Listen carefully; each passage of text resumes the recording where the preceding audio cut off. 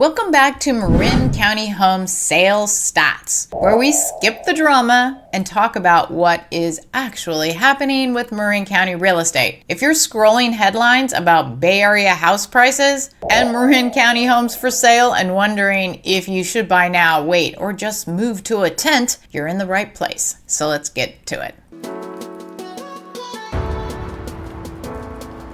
First, I want to let you know that next week I am dropping a super important Marin market video that is going to give you the secret about how to read every Marin real estate headline. I took 2 full years of closed sales and proved just how misleading average prices can be. Then I mapped out why the median tells the real story. If you want to stop getting spun by the stats and start reading this market like an insider, you are not going to want to miss this video. And by the way, I am Karrie Hill, lawyer turned realtor, 30-year Marin local, and the person who helps you buy or sell here with your sanity and your bank account intact. My information is in the link below if you need some backup. And hey, if you pick up even one useful nugget here, please hit subscribe. It motivates me to keep pumping out this content. Thank you very much. California check-in. Statewide, California is doing that annoying thing where it looks a little softer on the surface, but it's still wildly expensive underneath. Prices have eased just enough for headlines to say cooling, yet they're still hovering near record highs and not exactly screaming bargain. Sales have picked up compared to earlier this year and last year, but they're still running below what we'd call a fully healthy market, and buyer demand is choppy at best. With mortgage rates jumping around and everyone side-eyeing the economy, a lot of would-be buyers are sitting on their hands, which means we're likely headed for a slow, cautious finish to the year rather than some big dramatic rebound.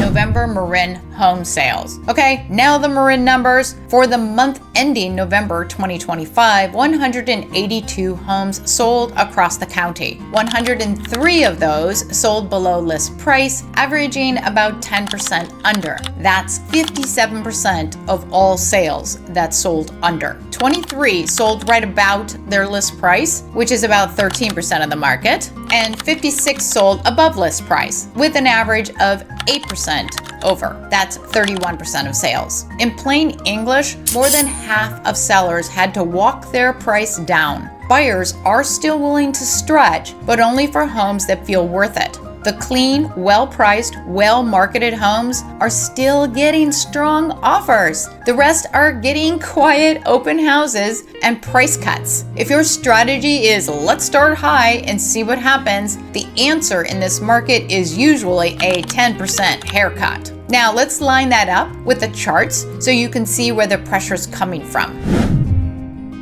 Okay, and here is inventory. Not surprising that Marin saw a decrease from this number, these are the light green bars, down to this number, which is a total drop from one month to the next month of 29%. But you know, this is a seasonal thing. If you look at that compared to last year though, it is up 3.1% over last year, which means there's still more inventory than last year. Other things that happened this month, the dark green bars show the drop in how many homes sold from the 2 months, and that would have been a drop of 21.9% from last month, although it is 5.8% more houses sold last month than they did the previous year. And when you look at the whole quarter, it was up 7.8%. New listings has also had a big dive here. Pretty standard for the holidays.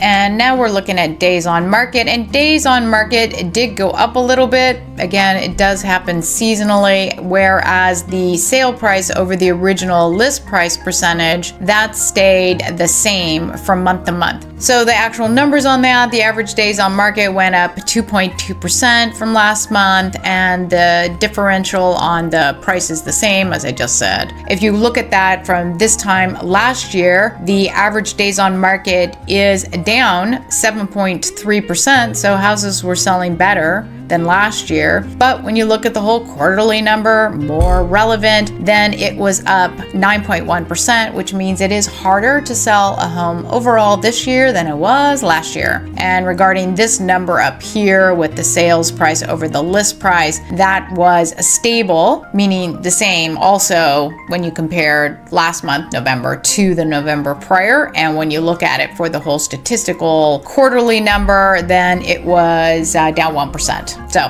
not a lot.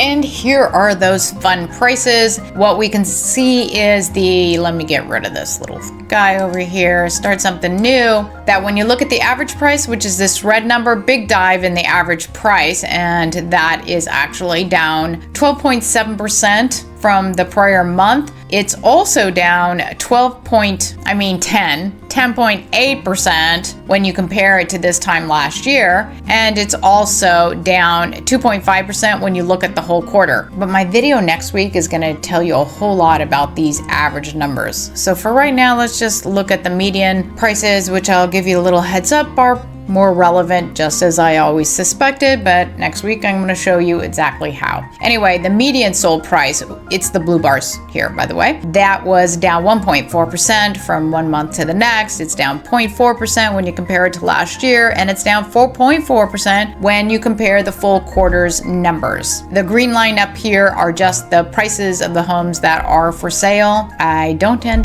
to pay much attention to those, as they're just what people want to sell their house for.